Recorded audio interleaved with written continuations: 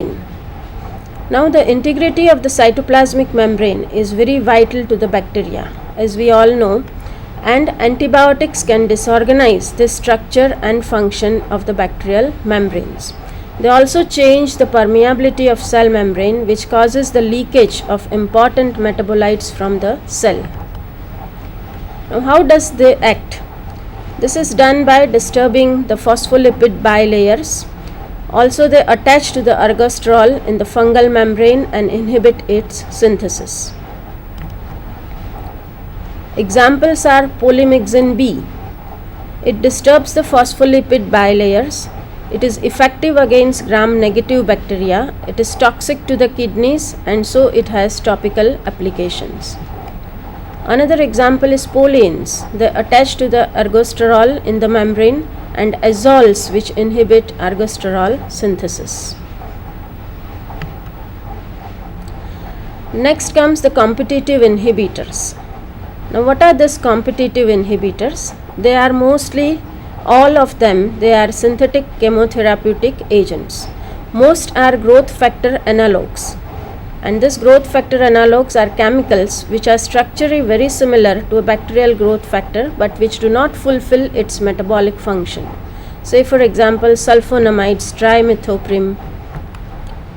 So this shows the mode of action of competitive inhibitors. They bind to the active site of the enzyme molecule, and the active site is altered and the further reaction is stopped. When we talk about sulfonamides, it is very similar in structure to PABA, that is p-aminobenzoic acid, a chemical which is critical in the synthesis of nucleotides for DNA and RNA synthesis. The presence of sulfonamides, it shuts down the DNA and RNA synthesis, and thus it prevents the protein synthesis. How does sulfonamide act? The sulfonamide, it prevents the functioning of dihydropteroate synthetase, and thereby it prevents the production of dihydropteroic acid, which is later on converted to dihydrofolic acid. At the same time, trimethoprim also prevents the conversion of dihydrofolic acid into tetrahydrofolic acid. It acts to prevent the functioning of dihydrofolate reductase. And the other mechanism is inhibition of nucleic acid synthesis.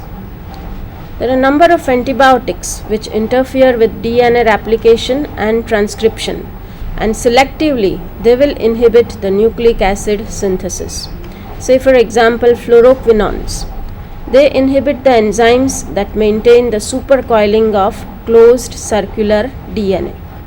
Rifamycins, they block the prokaryotic RNA polymerase from initiating transcription.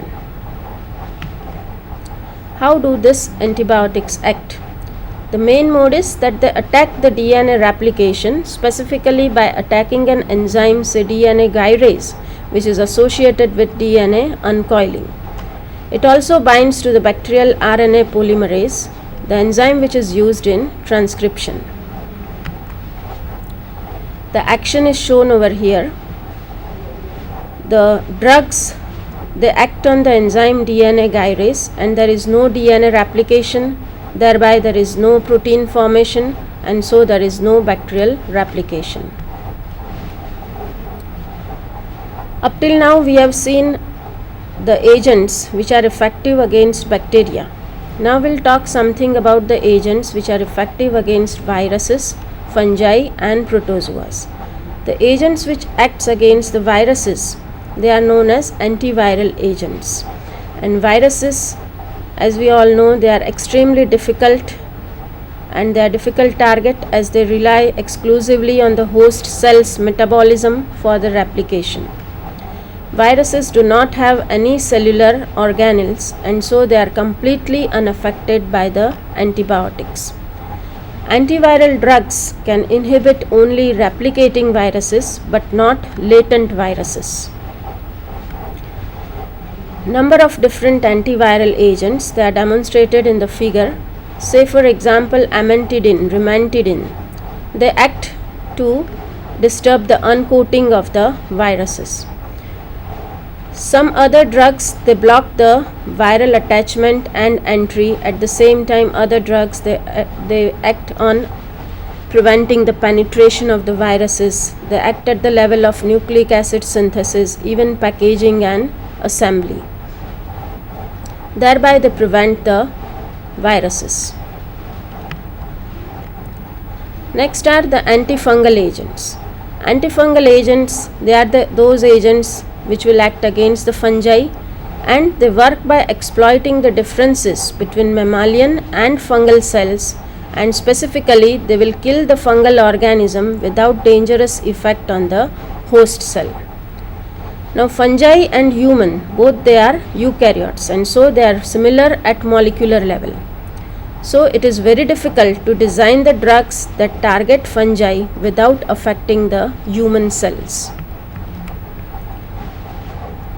Here it is shown some of the antifungal agents, say for example polines, azoles. Polines, they act on the cytoplasmic membrane of the fungi.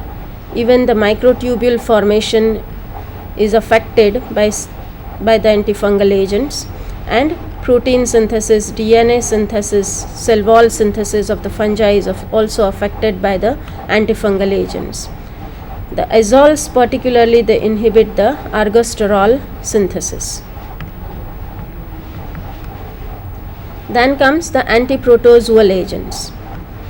Quinine is still used to control the protozoan disease, malaria, but chloroquine has largely replaced it.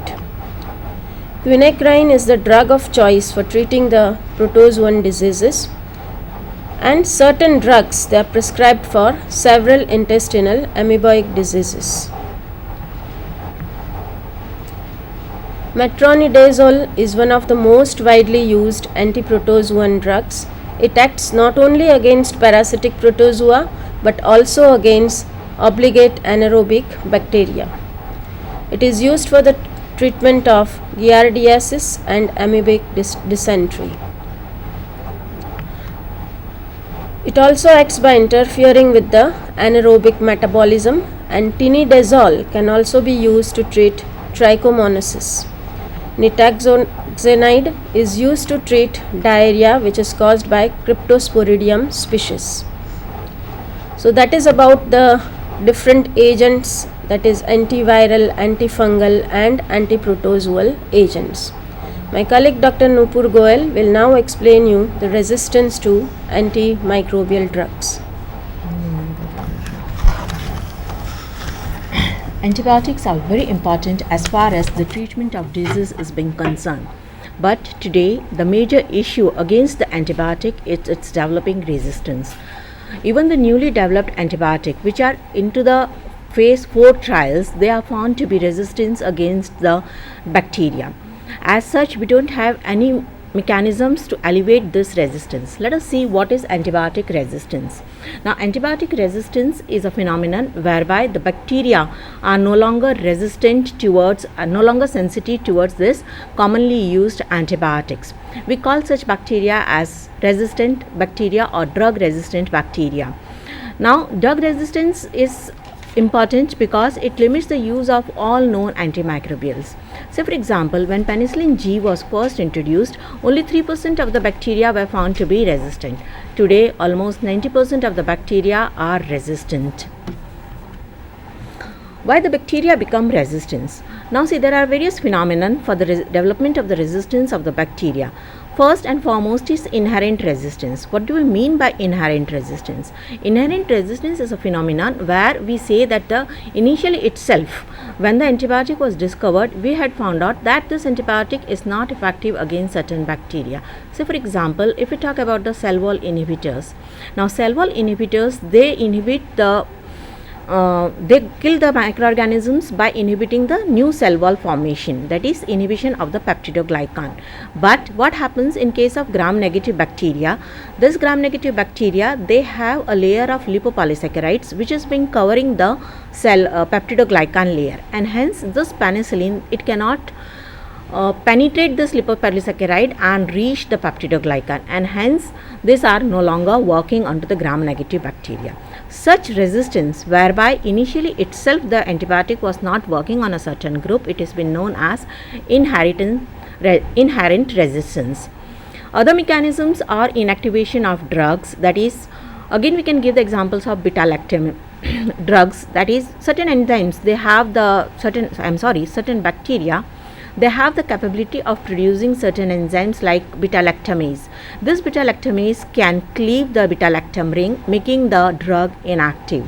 Certain strains of Staphylococcus aureus can produce the penicillinic acid, enzymes against penicillinic acid, and this would cleave the penicillinic ring, thereby making the drug redundant.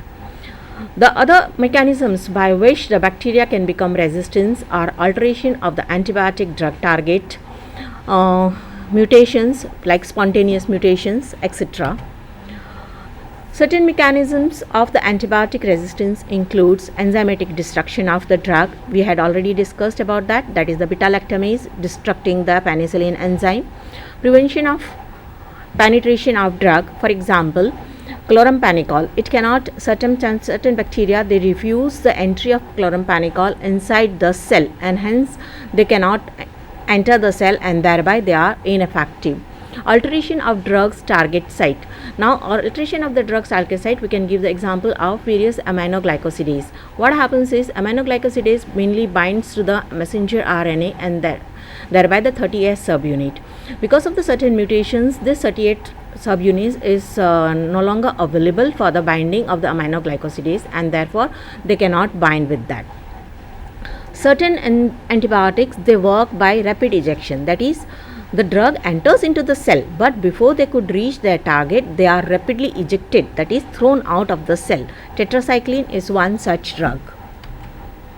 This is a figure which shows the various mechanisms of the different antibiotics by which it is working, which includes blocking the entry of the antibiotic, inactivating the antibiotic with the use of enzymes, alteration of the target molecules, efflux of the antibiotic molecule, that is, the antibiotic being thrown out of the cell. The most important part of the antibiotic resistance is not the development of the antibiotic resistance, but its transmission. That is, though the cells, one cell into the entire population may be antibiotic resistant, it can soon turn the entire population of the bacterial cell into a resistant population. Let us see how. The drug resistance of the antibiotics can be transmitted to another bacteria by certain mechanisms. First and foremost is the bacterial plasmids. Now we all know bacterial plasmids are the extra chromosomal DNA which has got genes for antibiotic resistance. They have got genes for degradation of certain unusual carbohydrates, but what happens is the bacteria, they have the phenomenon of conjugation, whereby this plasmid is transformed from one cell to the another cell via conjugation.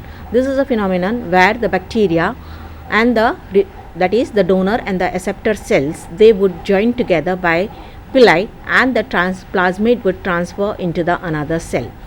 Plasmids are the self-replicating molecules, and hence they can replicate into the recipient cell also.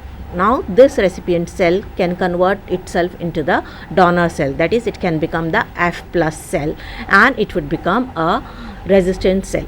So a innocent bacteria like E. coli, if it is present and if it is a drug resistant, it can soon convert all the pathogenic organisms, enteric pathogens like Salmonella group of organisms, Shigella group of organisms, into a drug resistant organism.